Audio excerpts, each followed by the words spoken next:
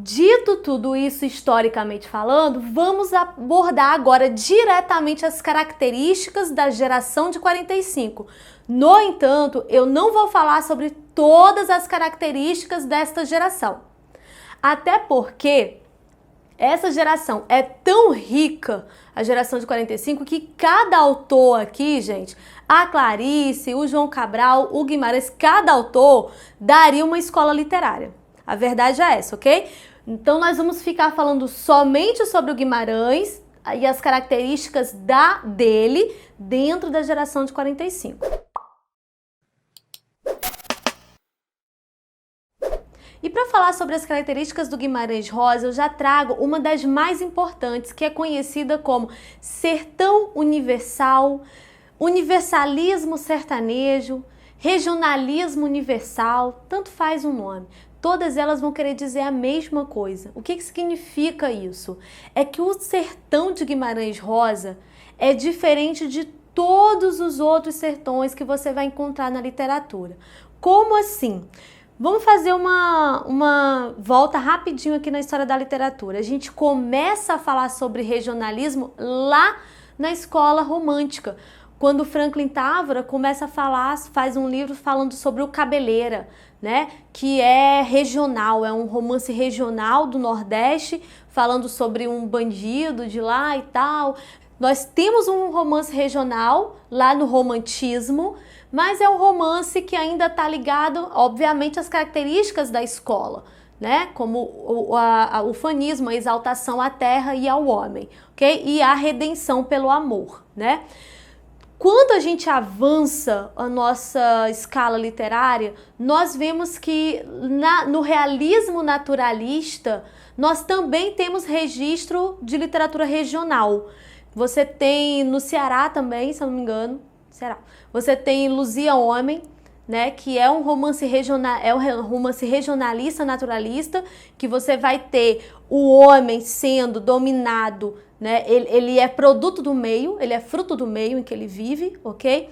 Quando você avança um pouco mais, você chega ao pré-modernismo e você encontra Euclides da Cunha fazendo também uma literatura regionalista com a sua obra Os Sertões, uma obra magnífica, na qual ele faz um relato da luta, da terra, do homem, tudo que acontece lá em Canudos, faz uma denúncia social, ele mostra um Nordeste para o Brasil que o Brasil não conhecia, certo? E choca, né, de alguma forma, porque o litoral não conhecia o interior do seu país, né, digamos assim. Então a gente vai ter até aqui uma escala já de desenvolvimento. Nós temos lá no romantismo uma coisa mais ufanista, exaltada, idealista, sonhada, que não era realidade, ok? Chega o naturalismo tentando comprovar algumas teorias científicas ali, né? Então tem uma certa forçação de barra na história. E quando você chega no pré-modernismo, a gente tem uma visão mais objetiva da coisa toda, né? Fora isso, você vai ter Monteiro Lobato falando sobre as questões de São Paulo, você vai ter o Lima Barreto falando sobre questões no Rio de Janeiro. Então você tem, de certa forma, o Graça Aranha falando sobre o Espírito Santo. Então você tem, de certa forma, romances regionalistas, né? Mas o Euclides da Cunha, nessa nossa discussão, se sobressai por causa dessa ideia do Os Sertões, ok? Quando você vai ainda mais para frente, né, a geração de 22 não falou a respeito, mas a segunda geração, a geração de 30, fala, como eu já comentei com vocês, a Raquel de Queiroz e o Graciliano Ramos. E eles falam como denúncia social também, apesar de haver, sim, uma ideia estética, principalmente em Graciliano Ramos. Mas a ideia ainda é de denúncia social.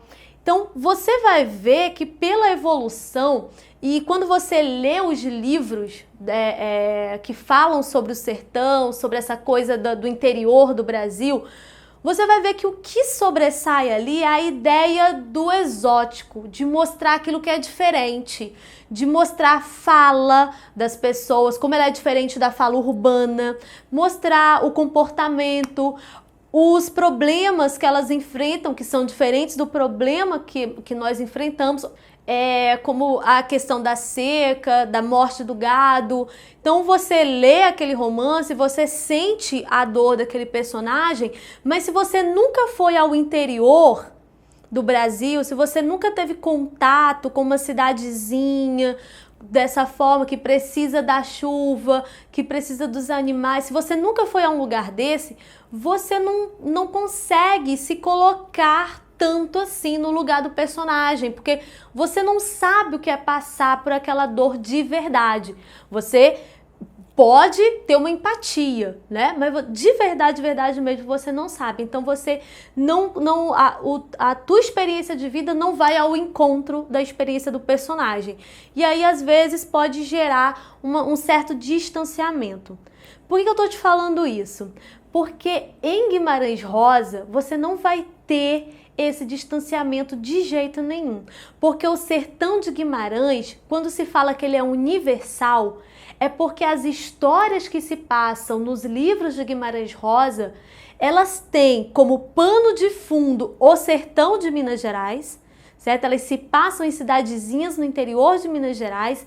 No entanto, a história que está ali dentro, a história dos romances, dos contos, sejam quais for os romances e contos que você está lendo, eles vão ter uma história que ultrapassa o lugar onde eles estão.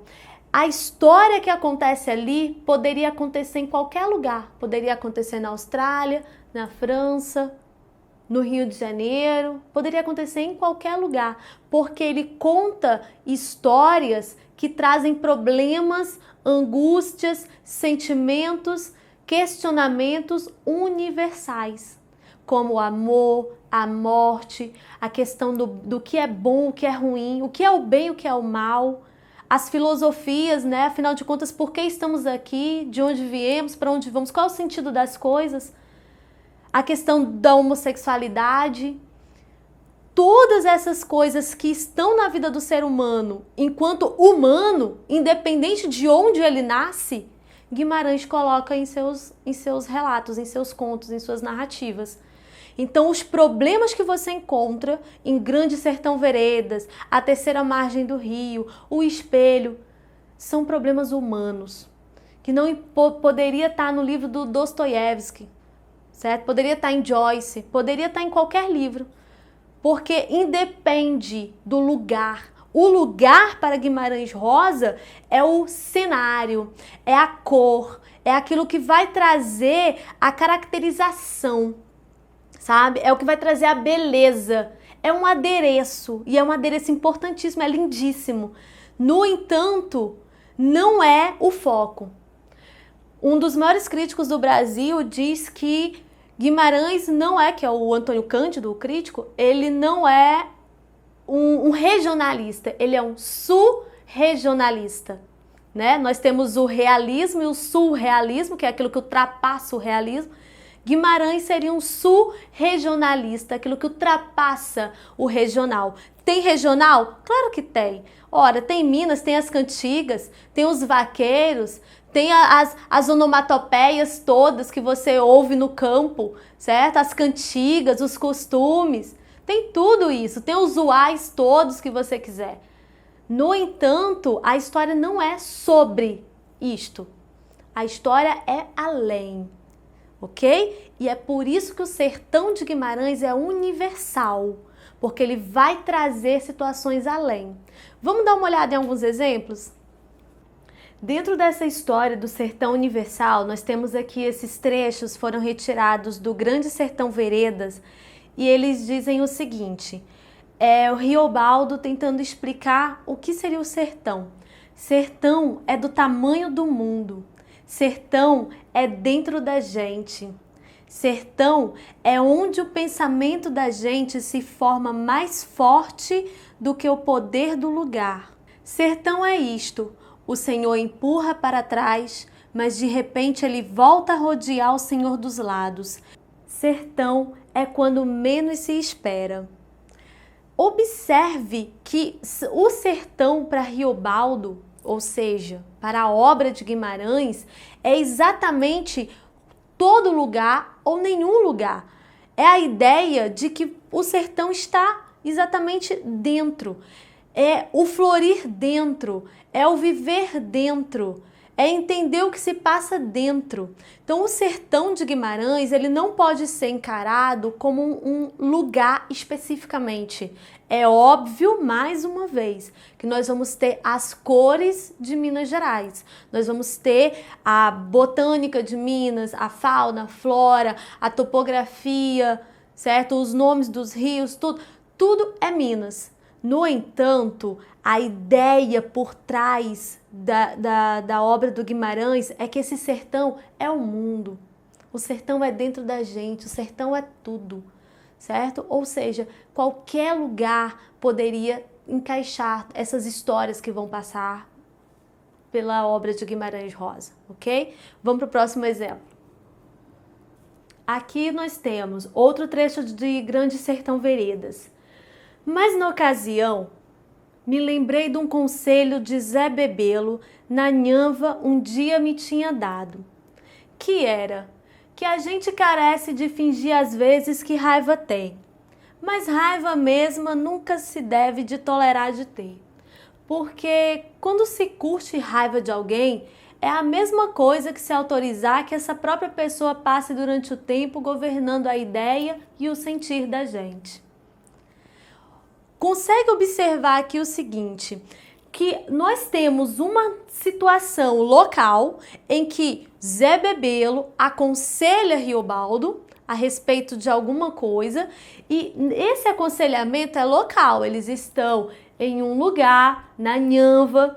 Nós temos os dois personagens aqui passando por um problema, um problema pontual, mas a conversa deles, o que eles trazem para dentro da conversa é algo universal. Olha só como ele fala aqui, que a gente carece de fingir às vezes que raiva tem, mas raiva mesma nunca se deve de tolerar de ter, pois quando se curte raiva de alguém, é a mesma coisa que se autorizar que essa própria pessoa passe durante o tempo governando a ideia e o sentir da gente. Gente, isso é uma filosofia de vida, de você perdoar o outro, de você não guardar a mágoa do outro para que você não sofra os efeitos daquilo. Porque quando você guarda o rancor, você guarda a raiva de alguém, a ideia é que você é a pessoa que mais vai sofrer, porque o outro tá lá dormindo feliz da vida, tá nem pensando que você existe. Mas você tá lá pensando, com raiva da pessoa, entendeu? E aí você não dorme, não come, fica com raiva. E aí? O outro tá ótimo, vivendo a vida dele, mas você tá mal. Então, é exatamente essa filosofia que está na Bíblia, faz parte de todas as religiões por aí, de todos os ensinamentos para você viver bem.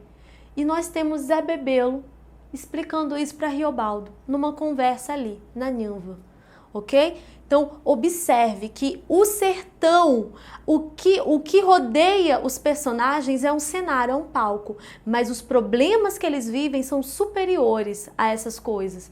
E aí, as respostas, as buscas, as angústias, tudo vai partir para esse âmbito do universal, daquilo que poderia acontecer comigo, com você. Quem nunca passou por uma situação dessa, né? De ficar sem comer, sem dormir, passar mal porque tá com raiva de alguém. Entendeu? Então, assim, é universal. Eu e você podemos nos identificar numa situação como essa. Vamos continuar? Bom, quando nós falamos em linguagem regional no Guimarães Rosa, não podemos cair naquela ideia caricatural que geralmente aparece nos contos, nas narrativas por aí, das pessoas locais falando de forma necessariamente errada. Ok? Não é exatamente isso que você vai encontrar nessa linguagem regional do Guimarães. É claro que você vai encontrar os falares populares, né, que existem ali no interior de Minas Gerais, as falas populares do interior de Minas. No entanto, muitas vezes o que vai acontecer em Guimarães não é necessariamente um verbo que está conjugado fora do padrão normativo, não. Muitas vezes o que você vai encontrar ali é uma palavra, por exemplo, que foi resgatada, né? Que era daquela região, mas que nem as pessoas falam mais. E aí ela é resgatada, ela é trazida de volta lá do esquecimento dos moradores locais. E isso faz com que essa palavra ganhe uma nova roupagem, ok? O que acontece também, muito interessante, é que há uma sintaxe diferente. Pega isso. A forma como Guimarães pontua esses diálogos, até mesmo o narrador, isso é muito importante porque o narrador em Guimarães, ele também mescla, né? Até porque a maior parte das narrativas do Guimarães está em primeira pessoa, então o narrador tem a mesma fala daqueles personagens, diferente lá do romantismo, que o narrador tinha uma ideia de uma fala mais imposta, mais padrão normativo, enquanto a pessoa do interior tinha aquela fala à margem desse padrão. Aqui não, aqui exatamente porque ele usa muito a primeira pessoa, o narrador vai falar semelhante àquelas pessoas que moram ali também, aqueles personagens. Então, há uma ideia, voltando para a ideia da sintaxe, né? Há uma ideia de sintaxe muito diferenciada nas pontuações, na ideia da organização tônica. Guimarães falava muito para os escritores da sua época que a escrita no Brasil era muito vocálica, né? E que ele preferia uma escrita mais ligada às consoantes. Então, por isso dá uma ideia de uma linguagem um pouco mais dura, a linguagem dele. E aí a gente vai ver isso no regional de forma mais apurada nos exemplos aqui. Vamos lá. Meu velho, coitado, que trapalhada. Estou doente, dei na fraqueza, com este miolo meu zanzando, descolado da cabeça. Muito doente. Estou com medo de morrer hoje. Mas, se você fosse mais leve, compadre, eu era capaz de te carregar. Veio com o como cheio, está bêbado que nem gambá?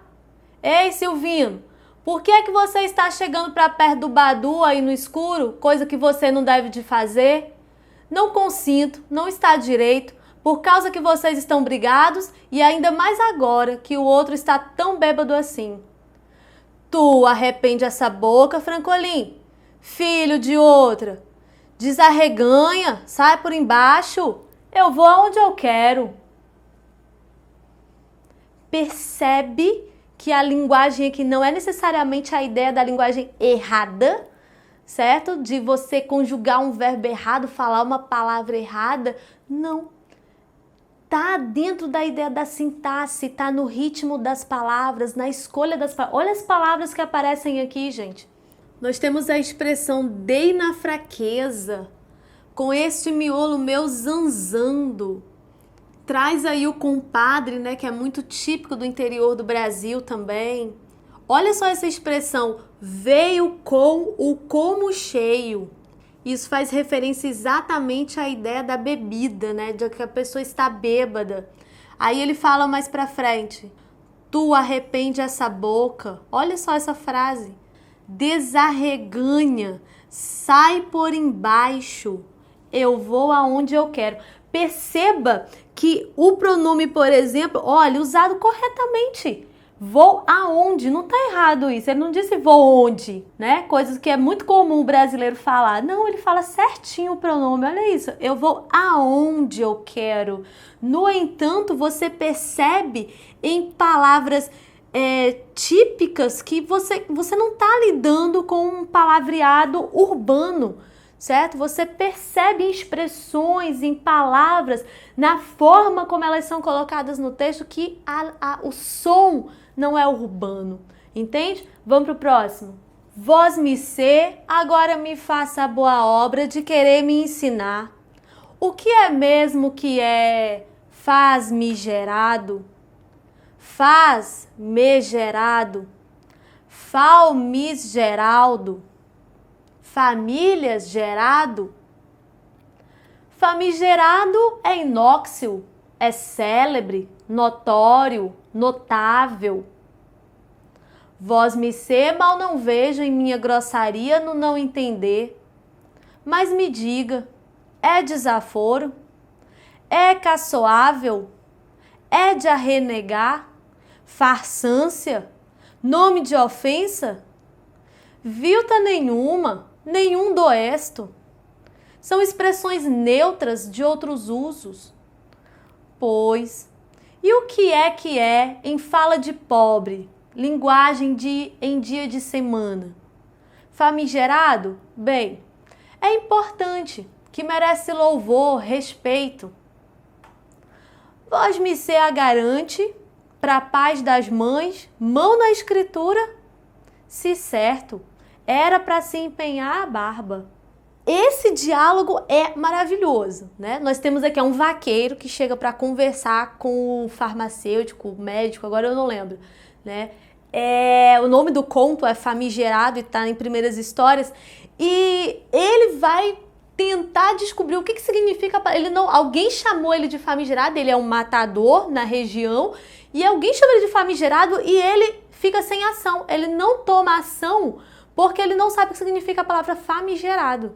E aí ele vai até esse homem, que é um homem mais letrado, né? É muito comum ter um doutor nas histórias do Guimarães Rosa. E aí ele vai até esse homem e perguntar para ele o que significa famigerado. E aí o homem fica naquela situação, né? Pô, se eu disser a verdade, o que significa famigerado de verdade, esse homem vai me matar. Eu vou inventar aqui uma significação boa para ele poder ir-se embora. E aí fica o famigerado com uma ideia de algo que é importante, notável, notório, né? Mas o que é interessante a gente perceber aqui? Quando você olha para a fala do rapaz, do vaqueiro e para a fala do médico, você percebe, obviamente, que existe uma diferença ali. Olha só, ele começa com o vós me ser, né, que é muito típico. Esse vós me ser vem do vaqueiro, que tá falando primeiro. Aqui nós temos o médico explicando para ele, famigerado é inóxio, é célebre, notório, notável. E aí ele fala embaixo, olha só que interessante, vós me ser, mal não vejo em minha grossaria no não entender. Olha essa frase, que interessante. Vós me ser, mal não veja em minha grossaria no não entender. Gente, ultrapassa a questão do vocábulo, entende? A ideia da linguagem regional vai além da palavra. Não é só a palavra, você pode se prender aqui na palavra grossaria, né? Mas não é só a palavra, você percebe no som, fala, cara, que construção sintática diferente, ok? Então, a linguagem regional em Guimarães aparece diferenciada aqui também. Continuando, a gente vai ter os adjetivos que ele dá para essa expressão são maravilhosos, né? É desaforado, é caçoável, ou seja, é aquilo que veio para caçoar, para zoar, para zombar, né? É de arrenegar, farsância, nome de ofensa. Então, os adjetivos que ele usa são maravilhosos, né? Podem ter sido criados, podem ter sido resgatados, podem ser da região, mas você ouve e vê. Isso não tem nada de urbano, isso é muito diferente, certo? Então, não necessariamente está ligada à ideia do erro, certo? Como em muitas linguagens regionalistas você encontra isso, né? A pessoa do interior falando de forma errada e a pessoa da cidade falando de forma certa, ok? E não é exatamente isso que Guimarães coloca. É muito gostoso ouvir a voz desse vaqueiro, é maravilhoso, né? Continuando. Aí outra característica dele vão ser os experimentalismos linguísticos. Olha, essa geração de 45 tem uma coisa que ela gosta de fazer experiências, experimentações, né? Aquilo que eu falei para vocês, como a vida social tá mais calma, então tem espaço para estética. Se tem espaço para estética, vamos experimentar. Vamos ver o que dá certo e o que não dá certo, né? Se fica bom, se não fica bom. Então, o Guimarães, ele vai trabalhar isso dentro da linguagem. E, gente, aqui é o momento em que eu vou falar com vocês a respeito dos famosos neologismos de Guimarães Rosa. Sim, ele criava palavras, né? Ele já tem essa genialidade de criar palavras desde cedo. E quando ele vai para os contos dele, colocar essas palavras novas, muita gente sente dificuldade na leitura por causa delas.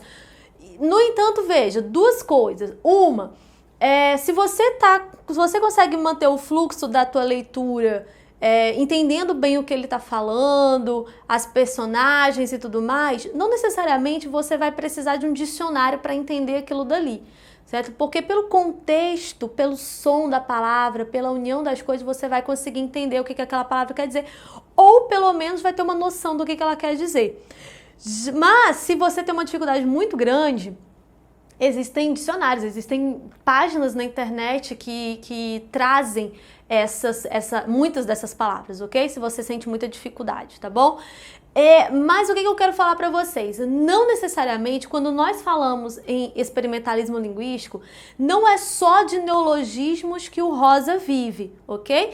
Como eu já falei anteriormente, muitas vezes ele resgata palavras. O que é você resgatar uma palavra que já está esquecida? É um arcaísmo. Certo? Às vezes as pessoas leem Guimarães Rosa, acham que encontraram um neologismo, quando na verdade elas encontraram um arcaísmo, que é uma palavra que já está muito esquecida na língua portuguesa, entende? Então, ele vai trabalhar neologismos, arcaísmos, ele vai mudar palavras da sua classe gramatical, uma palavra que é um verbo, ele vai jogar como um substantivo. Okay? Um adjetivo ele joga como um substantivo, então ele vai mudar palavras de classe gramatical, ele vai mudar prefixos, sufixos de palavras, certo? E assim ele vai criando novas possibilidades. Por que o Guimarães fazia isso, né?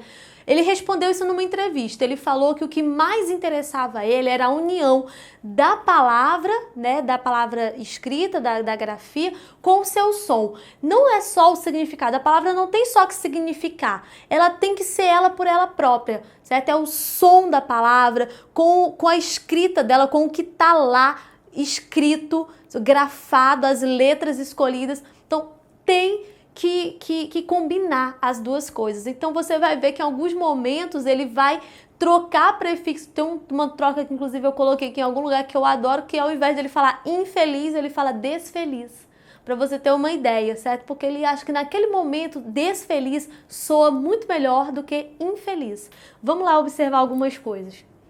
Já outro, contudo, respeitável, é o caso, enfim, de hipotrélico, motivo e base desta fábrica diversa, e que vem do bom português.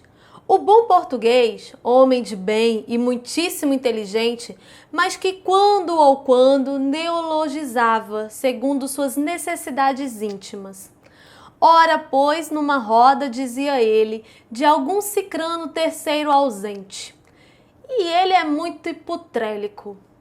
Ao que o indesejável maçante, não se contendo, emitiu o veto. Olhe, meu amigo, essa palavra não existe. Parou o bom português a olhá-lo, sem o tanto perplexo. Como? Ora, pois se eu estou a dizer, mas não existe. Aí o bom português, ainda meio enfigadado, mas no tom já feliz de descoberta e apontando para o outro peremptório. O senhor também é hipotrélico. E ficou havendo.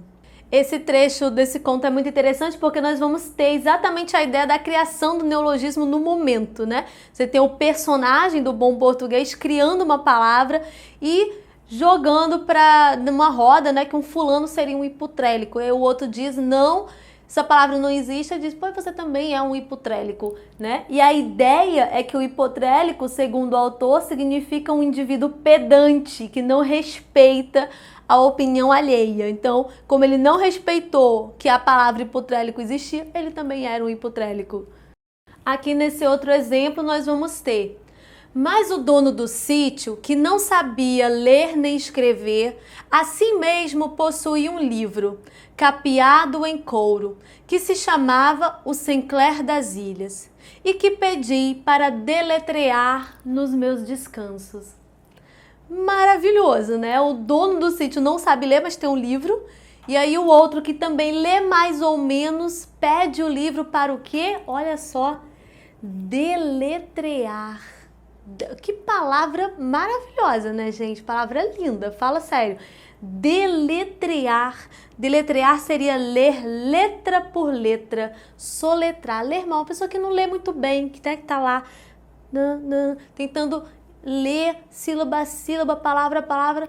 Uma pessoa que está aprendendo a ler, por exemplo, ela está deletreando. Olha que palavra linda. Fala sério, maravilhosa. Aqui nós temos alguns exemplos dessas experiências linguísticas que o Guimarães Rosa fazia, né?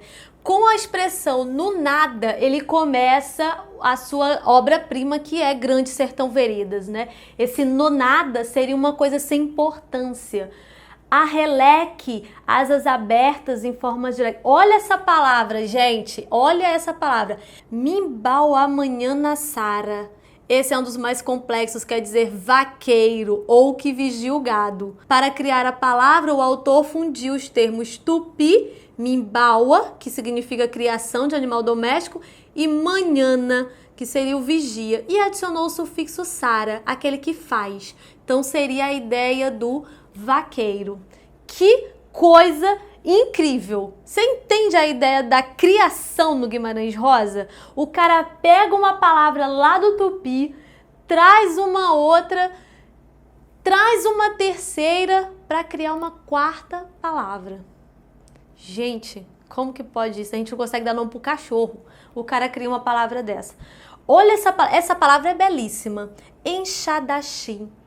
Né? Enxadachim. Você junta um espadachim, aquele que luta com a sua espada, com o homem do campo, que é o herói do campo com a sua enxada. Ele é um enxadachim. Belo, lindo isso. Fala sério.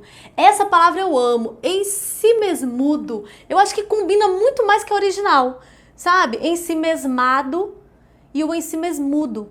Além dele estar, ó, com ele aqui, ó, ele tá a ideia do mudo, né? Fortalece, enfatiza que ele tá totalmente para dentro.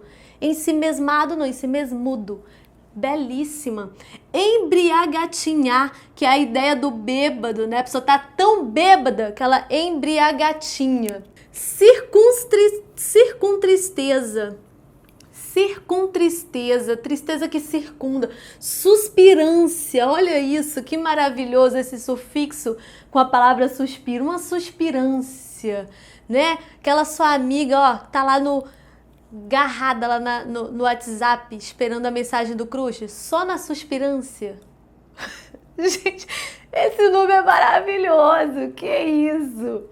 E velvo que ele para criar essa palavra, ele juntou palavras de outros idiomas, né? Adaptou do inglês também essa palavra. Então, veja que interessante, ele junta palavras de idiomas diferentes, ele acrescenta prefixos, sufixos e vai criando essas palavras. Gente, e são palavras lindas que você olha assim e pensa, cara, podia estar aí no dicionário, no OAS, no Aurélio, minha gente, vamos agregar, é muito bonito esse negócio, certo? Então, um pouquinho assim, ó, da linguagem rosiana para vocês. Avançando mais, nós vamos para a linguagem poética. E aqui, olha só, preste bem atenção. Essa é uma característica também da geração de 45 por completo. Traz o resgate da poesia, tá? Porque a poesia é a máxima, né? Da estrutura, da beleza, da formalidade. Então, como a poesia é resgatada na geração de 45, e o Guimarães, ele tem uma crença que é a seguinte, ele tem um livro de poema que ele...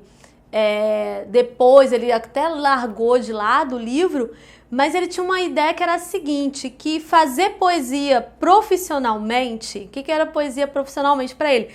Era a ideia de você fazer a poesia na forma, né? Soneto, versos e tudo mais.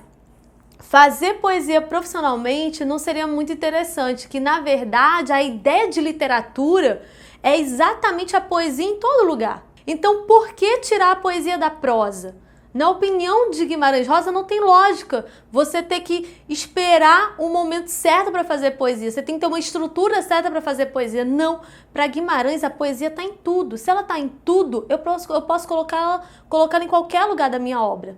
Vamos dar uma olhada. No pé tintim, muito de passo, naquele entreamento, todos, em cochicho ou silêncio, se entendiam, com fome de perguntidade.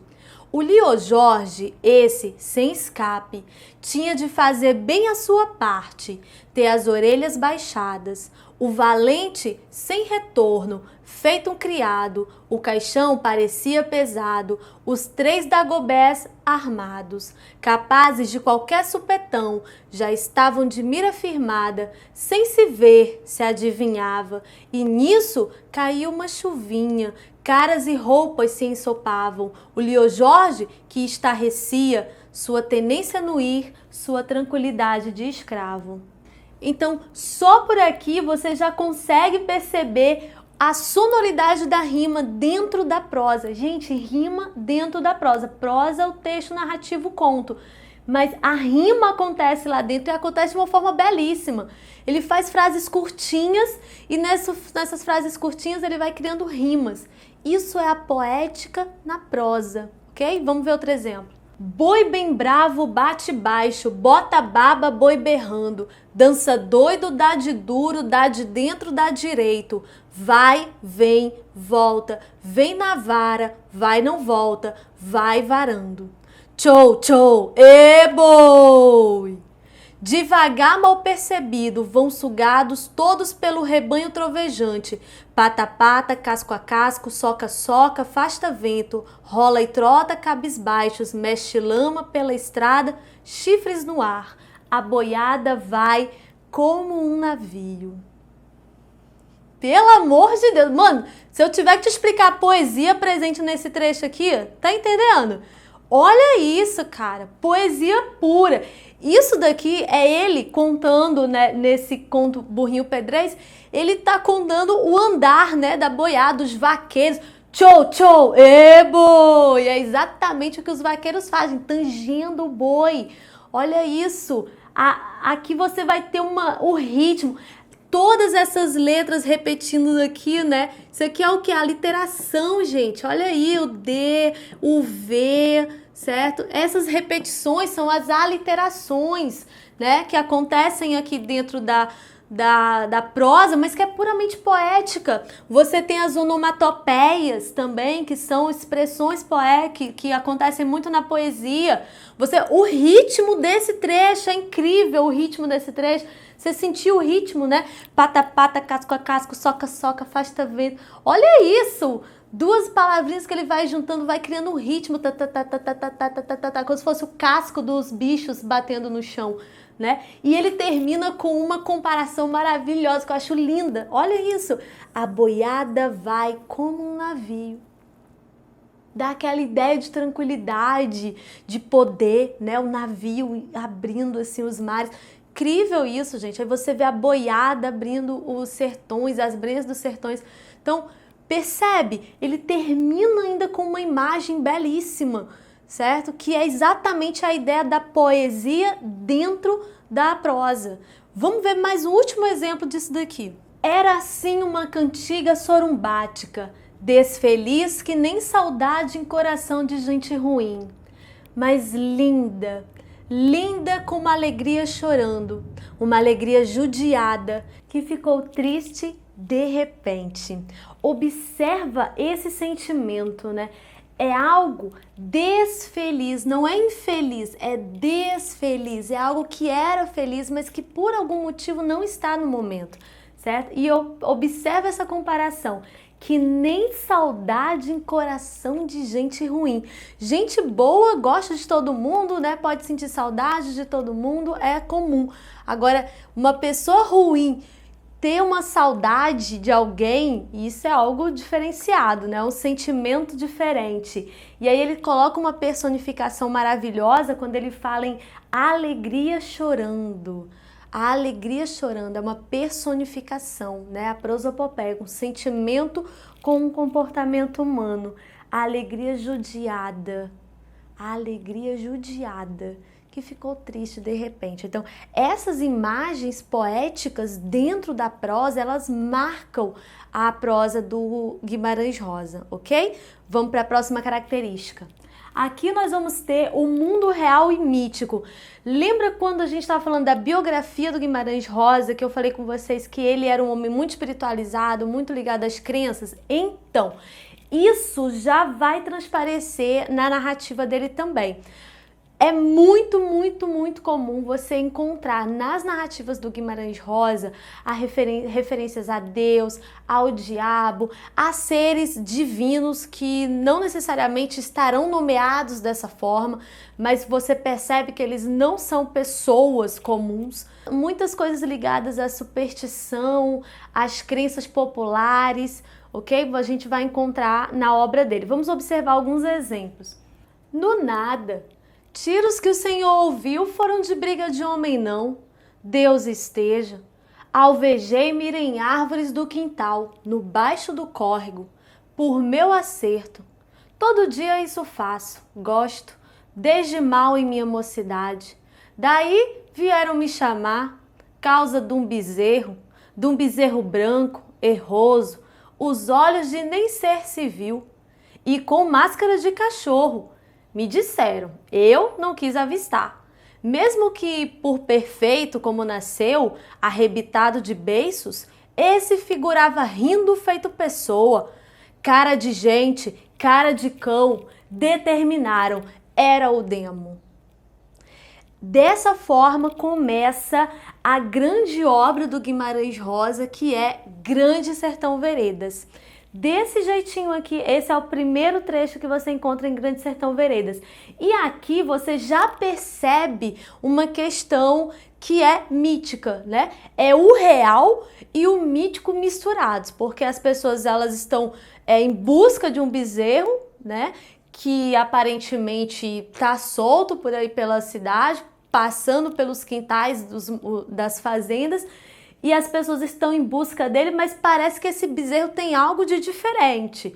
Tem uma cara de cachorro, ri feito gente, determinaram logo que era o demo, né? E a pessoa aqui, ó, que tá falando, né, no caso aqui o Riobaldo, ele mesmo fala, né, que ele nem viu, nem quis olhar, nem avistou para a cara do bezerro, certo? Então, observa a questão do mítico presente aqui já no começo de Grande Sertão Veredas. E nesse livro você vai ter muitos exemplos ligados a isso, até mesmo porque uma das tramas centrais do livro é exatamente um pacto que Riobaldo faz com Satanás, em busca de uma vitória, né, numa determinada situação, ok?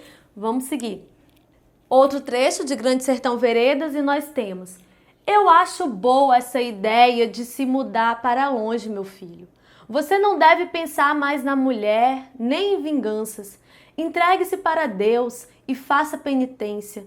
Sua vida foi entortada no verde, mas não fique triste, de modo nenhum, porque a tristeza é aboio de chamar o demônio, e o reino do céu, que é o que vale, ninguém tira de sua algibeira, desde que você esteja com a graça de Deus, que Ele não regateia a nenhum coração contrito. Essa presença do divino, ela acontece na vida pessoal do Guimarães Rosa, ele fala bastante a respeito disso, ele é muito espiritualizado, como eu já comentei aqui com vocês, e a obra dele vai estar cercada disso. Vocês vão observar também nos contos que nós vamos analisar aqui, ok? Principalmente na Terceira Margem do Rio. A próxima característica nós vamos falar é sobre o mergulho no interior dos personagens. Vamos lá. Observe que esta geração, essa terceira geração, vai ser muito comum ela buscar esse mergulho no psicológico dos personagens, no interior. A Clarice vai ser a mestra, né, nessa história aqui. No entanto, o Guimarães também faz, só que ele faz diferente da Clarice. Por quê? Enquanto a Clarice usa praticamente história nenhuma, né? Na Clarice você tem pouca narrativa, você quase não tem o que contar, porque a maior parte é interno, né? É fluxo de consciência nas histórias dela.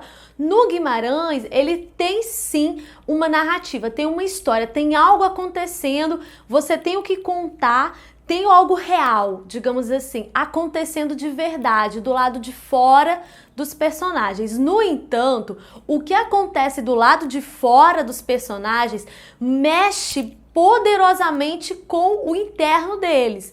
E Guimarães nos leva por essa viagem interna nesses personagens. Lembre-se que uma palavra muito importante em Guimarães Rosa é travessia, porque os personagens de Guimarães é como se eles ultrapassassem do ponto A para o ponto B. E essa travessia que eles fazem é cercada de conhecimento, de aprendizagem, de angústia. Lembra aquelas questões universais do ser humano? O amor, a morte, a liberdade. certo? A presença de Deus, e Deus existe, Deus não existe, essas coisas que existem na vida dos seres humanos, elas vão acontecer nos personagens de Guimarães e elas vão servir como suporte para essa travessia que esse personagem vai fazer. Ele precisa fazer isso para que ele possa crescer enquanto pessoa. E aí, a gente vai ter, durante essa travessia, né, a gente vai acompanhar esses personagens e nós vamos poder observar como isso vai acontecendo, isso vai modificando o interior deles, o pensamento, a vida mesmo deles, ok? Vamos observar alguns exemplos. Dito não fazia companhia, falava que carecia de ouvir as conversas todas das pessoas grandes. Miguelinho não tinha vontade de crescer, de ser pessoa grande. A conversa das pessoas grandes era sempre as mesmas coisas secas, com aquela necessidade de ser brutas, coisas assustadas. Aqui nesse trecho, né, nesse conto de Miguelinho, nós temos um personagem muito importante na obra do Guimarães Rosa. Nós vamos acompanhar esse menino desde a infância dele, okay? Ele vai embora da cidadezinha dele e depois ele retorna adulto. E sempre em busca de ele está sempre em busca de responder alguns questionamentos existenciais, ok? E aqui, nesse caso, nós temos esse personagem, né, um mergulho no interior desse personagem, mostrando exatamente uma das coisas que para ele mais mexe com ele, que são as pessoas grandes, né? Ele fala que ele não gosta muito de falar da infância dele, exatamente porque quando ele lembra da infância é cheio de gente grande dando pitaco, incomodando as coisas que ele está fazendo. Então ele tem desde criança ele tem um certo problema com essa coisa de crescer. Quem nunca, né? Essa situação de você poder ser criança, poder acreditar nas verdades que estão na tua mente, se alegrar com o pequeno e a vida adulta, né? Que é uma vida cheia de responsabilidades, chatices, como ele fala aqui, coisas brutas, coisas assustadas, ok? Então, quando ele faz o comparativo, ser criança, ser pessoa grande, ele praticamente ojeriza a pessoas grandes, diferente do irmão dele, do Dito, que já acha interessante, já gosta de ouvir as conversas das pessoas adultas. Então, durante toda a história, nós vamos entendendo o íntimo do Miguelinho, ok? Vamos para frente. Tem uma repetição que sempre outras vezes em minha vida acontece. Eu atravesso as coisas e no meio da travessia não vejo. Só era entretido na ideia dos lugares de saída e de chegada. Assaz o Senhor sabe. A gente quer passar um rio a nado e passa, mas vai dar na outra banda num ponto muito mais embaixo, bem diverso do que primeiro se pensou. Viver nem não é muito perigoso?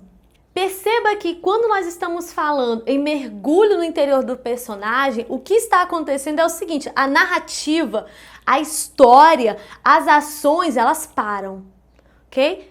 Para-se a história, se estava acontecendo alguma coisa, aquilo fica em suspenso. Imagine uma bola, alguém que chutou uma bola e essa bola vai rumo a uma vidraça. Então a bola está indo rumo à vidraça, mas se o narrador que está contando a história dos meninos que estão jogando a bola resolve mudar o foco da bola para quem chutou a bola e esse menino começa a pensar em todas as ameaças que ele já ouviu da mãe, do pai, que aquele vizinho é um vizinho super chato, que vai reclamar, que vai cobrar da mãe dele e ele já está imaginando o castigo, o problema.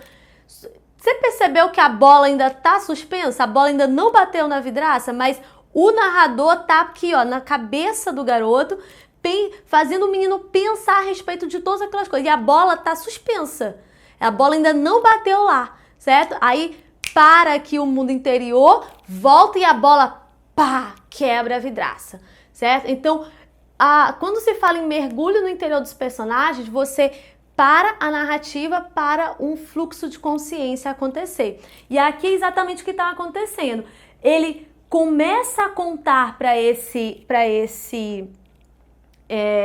interlocutor, né, que é Grande Sertão Veredas. Nós temos Riobaldo contando a sua vida para alguém e ele para de contar as ações, né, as histórias, os causos que ele vive, ele para de contar as histórias e ele faz um fluxo de consciência. Ele começa a analisar as coisas que ele está falando, certo? E ali naquele fluxo ele acaba fazendo algum tipo de um questionamento que é até uma questão filosófica, né? Aquela ideia de você entrar no rio, e aí você entra no rio de um lado, quando você sai lá do outro lado, você nem sabe direito que lugar é aquele, né? Num ponto muito mais embaixo, bem diverso do que primeiro se pensou. Então, você entra no rio achando uma coisa, quando você chega lá do outro lado, é outra. Esse pensamento é antigo, né? Você pensa aquela ideia de que você nunca toma banho no mesmo rio 2 vezes, não é isso? Então, ele para as narrativas, né, as histórias, os causos, as situações que ele vivencia, ele para de falar isso e começa a conjecturar a respeito da vida, né? Afinal de contas, no que as coisas que a gente faz e nem percebe que são coisas perigosas, ok? Vamos para frente. Aqui nessa outra, nós vamos ter o questionamento existencial. Bom, nós já falamos um pouquinho a respeito de algumas coisas, vamos observar nos trechos. Aqui nós temos o seguinte: tem uma verdade que se carece de aprender, do encoberto, e que ninguém não ensina, o beco para a liberdade se fazer. Sou um homem ignorante, mas me diga o Senhor, a vida não é coisa terrível? O correr da vida embrulha tudo. A vida é assim, esquenta e esfria, aperta e daí afrouxa, sossega e depois desinquieta. O que ela quer da gente é coragem. Esse trecho traz um questionamento existencial sobre, afinal de contas, qual é o objetivo, né, da vida, que é uma coisa terrível, que esfria, esquenta, acelera, desacelera. Então, no final das contas, ele chega à conclusão de que o que a vida quer da gente é coragem, independente de em que situação ela estiver. Então, nós temos aqui um pensamento filosófico acontecendo no meio desse texto. Mais uma vez, isso daqui reforça aquela ideia de quê? De que o sertão de Guimarães Rosa é só um palco para todos esses pensamentos universais poderem passar por ele na vida dos personagens, tá bem? Nesse trecho, nós temos algo muito interessante acontecendo, que Miguelín está indo embora da sua cidade com o doutor, que vai levá-lo para estudar fora. E Miguelín está se despedindo de todo mundo e, de repente, ele vai falar com a mãe. E ele vira para a mãe e fala assim, olha só, mãe, mas por que então, para que aconteceu tudo? Miguelín, me abraça, meu filho, que eu tenho tanto amor.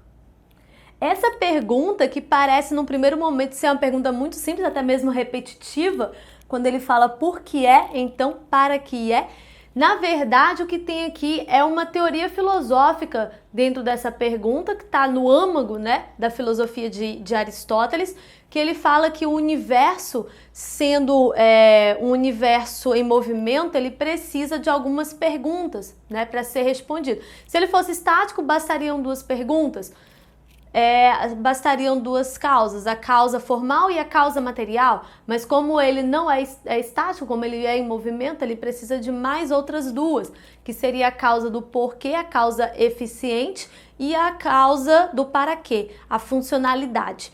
Então, aqui o Miguelín vai exatamente na pergunta que está na teoria de Aristóteles, que busca saber qual é o sentido da vida no final das contas.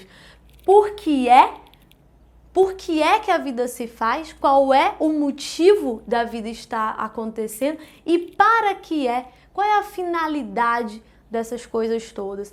Então, nós temos uma pergunta aqui que está no centro da filosofia para ser respondida e ainda não foi. E Miguelín, uma criança, faz essa pergunta para a mãe. E a mãe responde da forma mais simples possível. A resposta que ela tinha para dar, e podia até mesmo ser uma resposta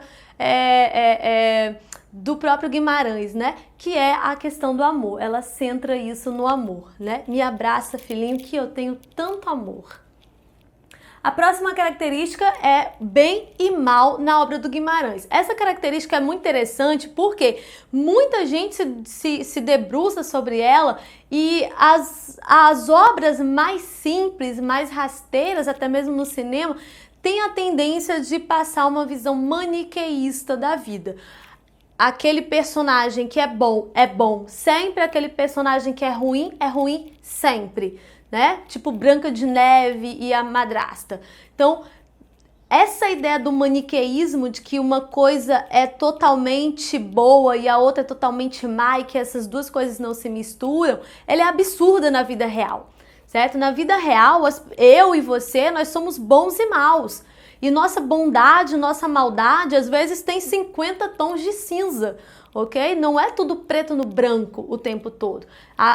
Existem as relativizações todas, não é verdade?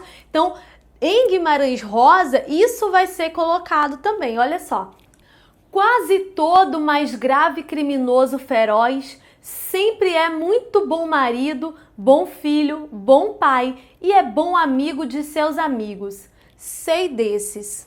Então, aqui nesse trecho, o personagem já está afirmando que ele conhece pessoas que são assim, que são pessoas criminosas, ardilosas, né, para muitos, mas para os seus é a melhor pessoa, certo? Então, graus de maldade, graus de bondade no mesmo ser humano.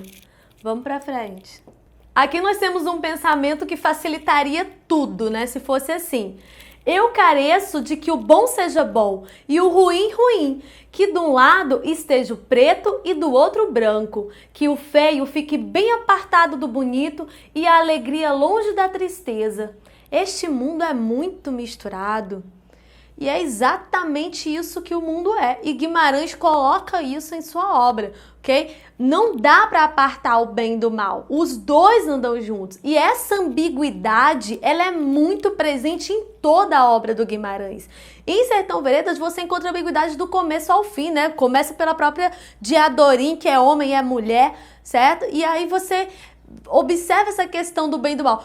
O próprio pacto, né, que Riobaldo faz com o Satanás, ok? É algo que qualquer um de nós vai olhar e vai dizer, gente, é ruim, ok? Teoricamente é ruim, mas para ele foi bom. E no final das contas, ele passa a vida tentando saber, afinal de contas, ele fez mesmo o pacto, não fez o pacto? Foi bom no final das contas para ele, não foi bom? Então, você vai ter uma ambiguidade presente em todo o texto, justamente nessa luta entre o bem e o mal, ok? Nossa próxima característica é o discurso indireto livre. Esse tipo de discurso, ele passa a ser comum, né, justamente na geração moderna. E ele vai significar o seguinte: nós temos o discurso direto, que é aquele em que o personagem fala, o narrador dá voz ao personagem, ok? Aí você tem essa fala marcada por um travessão, aspas, tudo mais. E aí fica bem distinta a voz do narrador e a voz do personagem começa. Esse é o discurso direto. No entanto, nós também temos o discurso indireto, que é quando o narrador fala pelo personagem, ok? E aí você não tem a voz do personagem, é o narrador quem está falando por ele, ok? Muito simples, nenhuma novidade até aqui.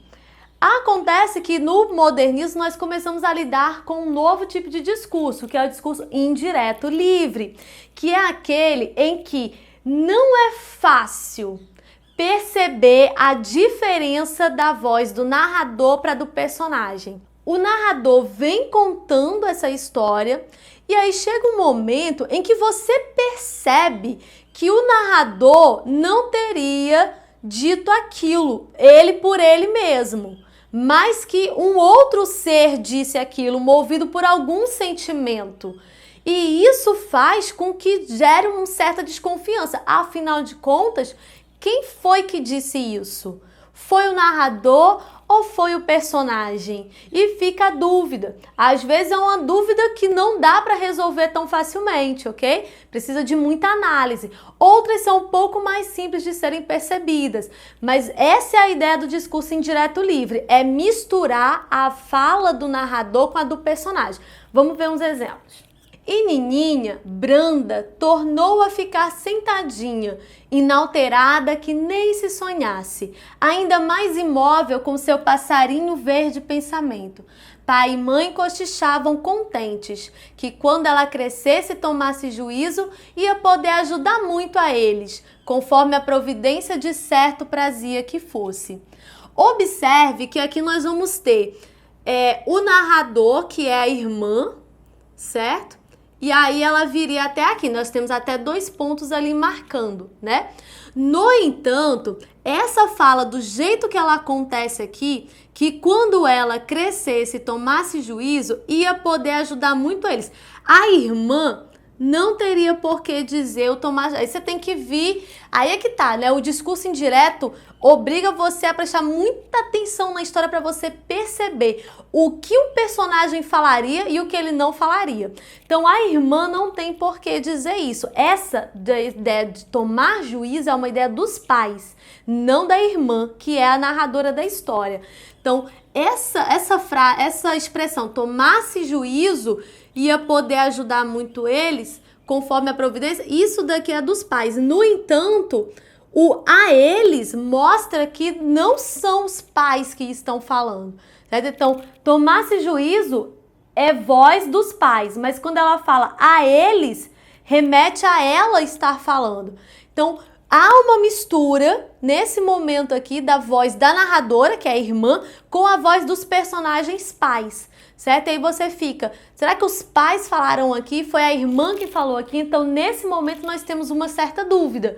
Quem foi que disse isso de verdade? Próximo exemplo. O rapaz, no vão do mundo, assim invocado e ordenado, ele agora se irritava. Pensou de arrepender caminho, suspender aquilo para mais tarde. Pensou palavra, o estúpido em que se julgava. Desanimadamente, ele, malandante, podia tirar atrás. Aonde um animal o levava? O encomeçado, o empatoso, o desnorte, o necessário. Voltasse sem ela, passava vergonha, porque tinha assim tentado. Olha que interessante aqui nesse trecho. Nós temos o rapaz indo em busca de um animal que fugiu e ele não consegue pegar o animal tão facilmente assim, né? Mas todo mundo da cidade viu ele indo atrás do bicho. Então agora ele tá naquela. Eu não consigo pegar o animal, eu já tô puto da vida que eu não consigo pegar esse bicho. Eu vou voltar, vamos embora, eu vou deixar essa porcaria desse bicho aí. Entendeu? Eu passo vergonha, não tô nem aí. No entanto, quem é que está chateado pela situação? É o personagem tá puto, porque o bicho fugiu, ele não consegue pegar o bicho, entendeu? Só que o personagem não tá falando, ou pelo menos não aparenta estar falando, não tem travessão, não tem aspa, não tem nada. Quem tá falando direto parece ser o narrador. Olha só, o rapaz no vão do mundo, assim invocado e ordenado, ele agora se irritava. Beleza, até aqui é narrador puro. Aí olha só, pensou de arrepender caminho, suspender aquilo para mais tarde. Narrador. Pensou palavra. O estúpido em que se julgava. Desanimadamente, ele malandante podia tirar atrás. Olha isso aqui, ó. Olha a indignação começando, ó. Aonde o animal o levava? O encomeçado, o empatoso, o desnorte, o necessário. Voltasse sem ela, passava vergonha, porque tinha assim tentado. Observe que essas perguntas que são colocadas aqui, elas estão com muita emoção, elas estão com muita raiva, certo? Isso não tem motivo de ser o narrador. O narrador não tem porque estar com raiva da história. Quem tá chateado aqui na história é o rapaz, mas o rapaz é o personagem. Então quem é que tá falando? É o narrador que tá falando, mas ele não tinha porque estar chateado. E é o rapaz, então, que tá falando, já que é ele que é o que tá chateado, mas cadê as marcações, travessão, aspas? Não tem. Então, há uma mistura da fala do narrador com a do personagem, certo? E isso é proposital, ok? Nossa última característica da qual iremos falar é a narrativa confessional, em primeira pessoa. O Guimarães, ele tem a maior parte dos contos dele, as suas obras, né? Elas estão em primeira pessoa. Isso facilita muito essa questão do discurso indireto livre, os questionamentos existenciais, o mergulho no interior do personagem. Isso facilita bastante, porque se é o personagem quem está falando, então é fácil ter acesso ao universo interior dele, entende? É mais fácil ter acesso a isso. E se é ele quem está falando, o personagem, fica ainda mais difícil você descobrir o que está acontecendo no indireto livre, porque o personagem é o narrador e é o personagem. Tem hora que ele está narrando e tem hora que ele está falando exatamente a fala dele. E aí isso fica mais embolado ainda, certo? Vamos observar aqui alguns exemplos. Aqui nós temos o seguinte: um grupo de cavaleiros, isto é, vendo melhor, um cavaleiro rente, frente à minha porta, equiparado, exato, e embolados de banda, 3 homens a cavalo. Esse conto aqui é o do famigerado, né, daquele do vaqueiro que a gente já tinha comentado.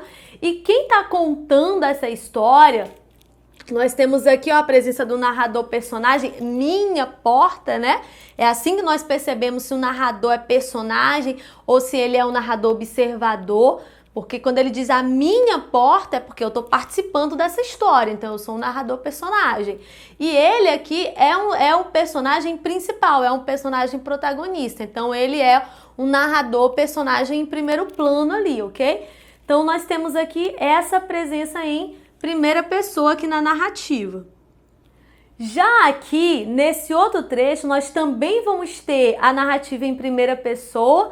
No entanto, tem uma outra forma de você fazer a narrativa em primeira pessoa, que é você não usar o protagonista, mas você usa uma testemunha, certo? Isso é muito interessante. Naquele lá da Nininha, que a gente estava falando, da irmã, os pais falando da irmã, aquele conto nós também temos não a personagem principal como protagonista, sendo a narradora. Quem narra a história é a irmã, é o narrador testemunha. E nesse conto aqui também nós temos um narrador em primeira pessoa, sim, mas é um narrador testemunha. Os personagens protagonistas mesmo da história não estão contando a história, ok? Então olha só esse trecho. A gente, olha aí ó, a gente se esfriou, se afundou um instantâneo. A gente. E foi sem combinação, nem ninguém entendia o que se fizesse todos. De uma vez, de dó do soroco, principiaram também a acompanhar aquele canto sem razão. E com as vozes tão altas, todos caminhando com ele, soroco, e canta que cantando atrás dele, os mais de detrás quase que corriam. Ninguém deixasse de cantar. Foi o de não sair mais da memória, foi um caso sem comparação. A gente estava levando agora o soroco para a casa dele, de verdade, a gente com ele, e até aonde que ia aquela cantiga. Então, observe que esse narrador, ele participa da história, ele está contando o que acontece na vida do Soroco, que é o nosso personagem principal, é o personagem que dá nome a esse conto, ok? Mas quem conta a história não é o Soroco, quem conta a história é uma testemunha, um morador local, certo? Que vai contando a história do Soroco pra gente, ok? Então, dessa forma, nós terminamos as características do Guimarães Rosa. Encerramos o assunto? Claro que não, né, gente?